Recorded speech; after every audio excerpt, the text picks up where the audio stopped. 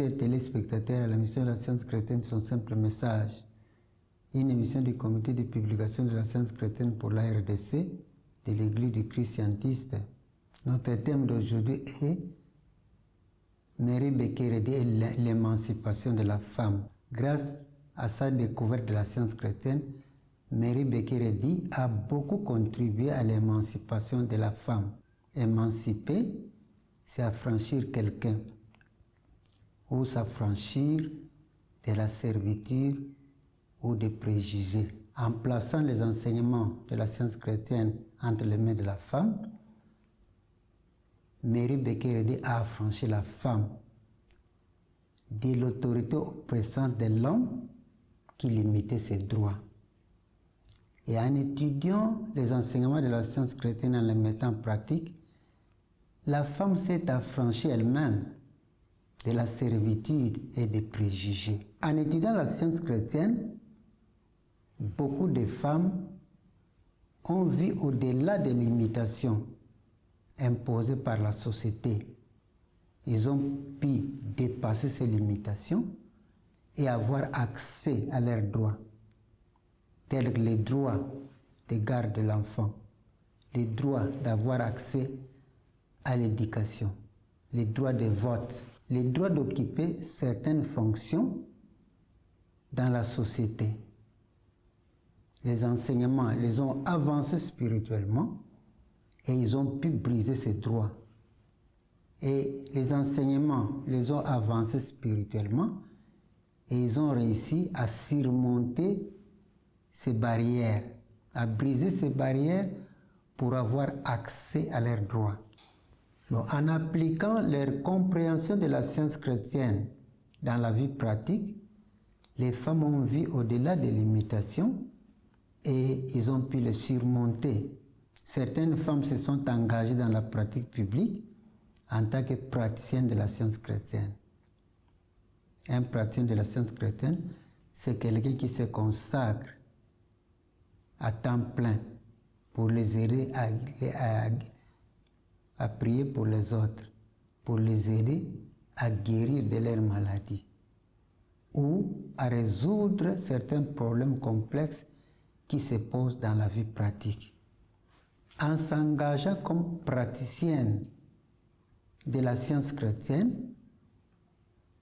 les femmes ont accès à des opportunités illimitées. Ce travail leur donne l'occasion de s'ouvrir dans des relations, de s'ouvrir dans la société. Ils ont des contacts qui leur permettent de collaborer avec tout le monde, d'élargir les relations d'amitié. Et cela leur permet de réjouir d'une réputation dans la société.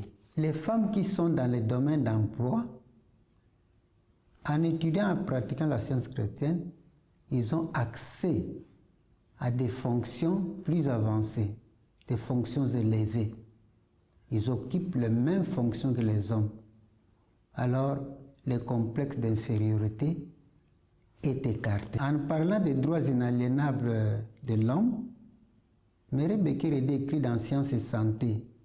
Et quand nous parlons de l'homme ici, il s'agit de l'homme et de la femme. Dieu a doué l'homme des droits inaliénables, parmi lesquels on compte le gouvernement de soi-même, la raison et la conscience.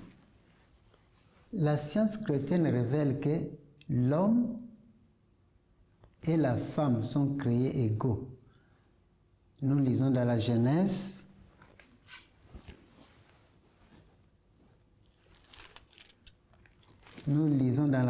au chapitre 1, versets 27 et 28, Dieu créa l'homme à son image. Il est créé à l'image de Dieu. Il créa l'homme et la femme. Dieu les bénit et Dieu leur dit, soyez féconds, multipliez, remplissez la terre et la sujétissez et dominez. Dieu a donc créé l'homme et la femme. Ils sont égaux. Ils ont les mêmes droits. Pour la femme africaine, l'enseignement de la science chrétienne l'aide à surmonter les barrières imposées par la société et les traditions.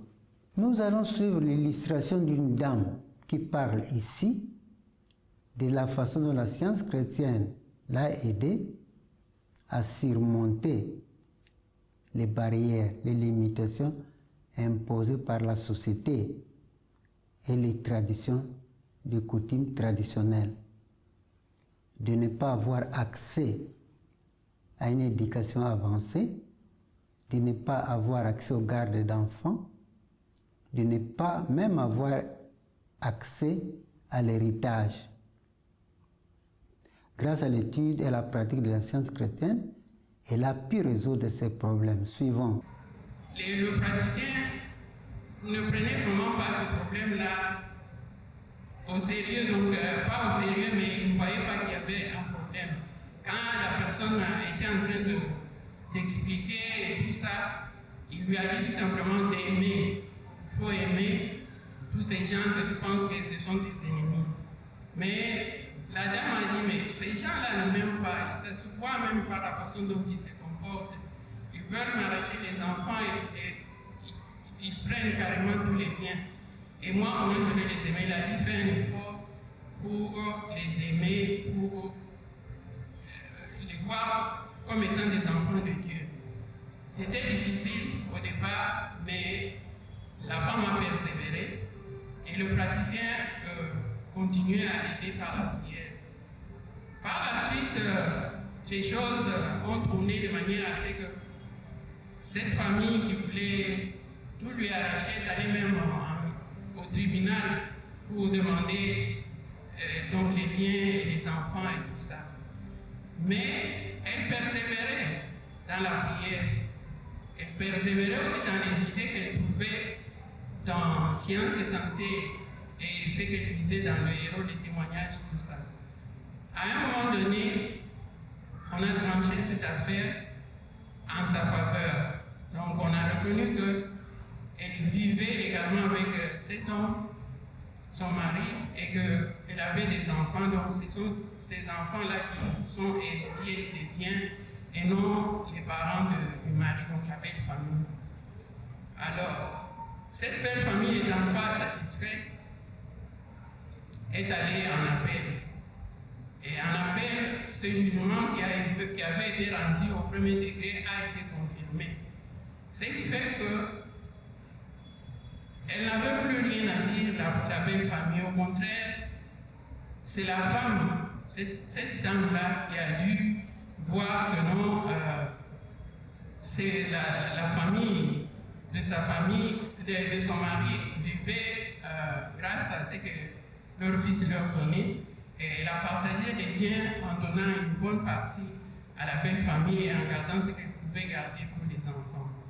Et alors, cette femme a évolué par les idées parce qu'elle avait commencé aussi à faire des leçons de sermon. La personne qui l'avait mis en contact avec la science chrétienne lui avait montré maintenant comment étudier les leçons bibliques.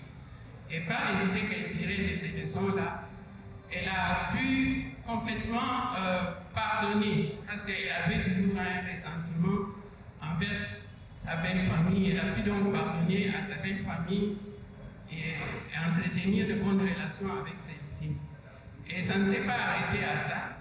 Grâce à l'ouverture de penser que le message de la science chrétienne, donc le message qu'elle lisait dans Sciences et Santé, dans les autres ouvrages, lui donnait, elle a vu que non, elle pouvait reprendre ses études parce qu'elle s'était mariée assez tôt et elle n'avait pas fini ses études. Donc elle est retournée aux études. Elle a d'abord présenté en autodidacte les tests d'examen d'État. Elle a réussi.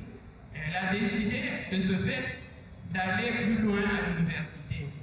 Et elle a étudié, elle en est sortie avec un diplôme de licence. Et sur le plan du travail, elle a eu un travail, elle travaillait déjà en ce moment-là, elle a eu un travail et grâce aux enseignements de la science chrétienne, ça l'a aidé aussi dans les rapports avec ses collègues, avec tout le monde qui entrait en contact avec elle, qui partageait cette parole. Quand j'ai parlé, il est devant chez moi.